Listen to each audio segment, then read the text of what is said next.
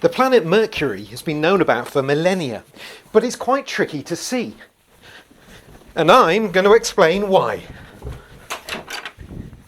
Thousands of years ago, it was thought that Mercury was two different planets. One called Apollo, which appeared in the east just before sunrise, and the other called Hermes, which appeared in the west just after sunset. We know it as one very fast-moving body, which has become known as Mercury, named after the fleet-footed messenger of the gods. This quicksilver planet orbits the Sun at a very rapid rate. 1 year on Mercury lasts just 88 Earth days. But, on the other hand, 1 day on Mercury lasts a very leisurely 59 Earth days. In its appearance, Mercury looks much like our Moon. It's only a little bit bigger, it's 40% wider, which of course is still nothing compared to the Sun, which is about 285 times bigger than Mercury. Mercury is also unquestionably the closest planet to the Sun, and that is what makes it so hard to observe. Look, I'll show you.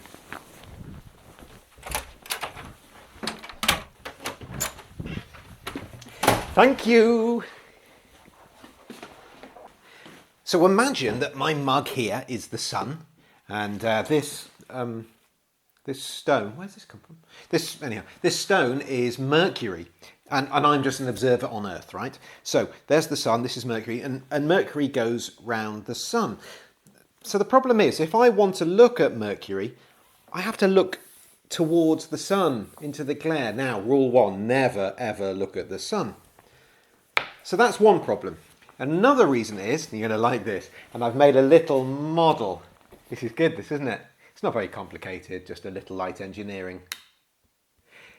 Anyhow, to demonstrate this, I need a darker room. So come on, keep going. I'll come back for that. Right then, here we go. So this is my model. Now that represents the Sun, and this here represents Mercury. Now it's not to scale. If it were a Sun that size, Mercury would have to be about 0.2 of a millimetre wide, but that's not important right now. So, depends where Mercury is. You're an observer on Earth and you're looking towards Mercury. Now, if it was here, it'd be really nicely lit, wouldn't it? But, Sun's in the way, can't see it. Similarly, if it was in front, between the Sun and Earth, now Mercury would be really dark, you wouldn't be able to see it, besides, Sun's in the way. So, the only times you can see Mercury is if it's at one side or another. Now, the problem is, if it's at right angles, like it is there, you can only really see half of Mercury at a time. And of course, Mercury moves through the sky, so you only ever see this about once every 2 months. There's another problem though. Right, so we need some pillows, and they're going to be my horizon. So, the Sun's in the sky, you can't see Mercury because the sun lights out, the glare and all this lot. So Mercury is following the Sun and the Sun sets, and that is the point you can see the planet. The only problem is it's following the Sun. So after about an hour it's gone. So you only have a very short window of time in which you can see Mercury. It's also very low in the horizon, so you have to look through a thick layer of atmosphere. There's just so many problems.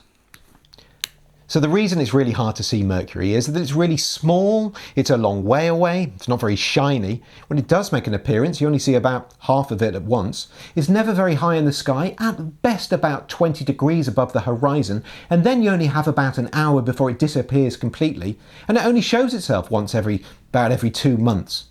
But don't worry, if you missed your opportunity to try and see it, it's fast moving. You'll have another chance soon.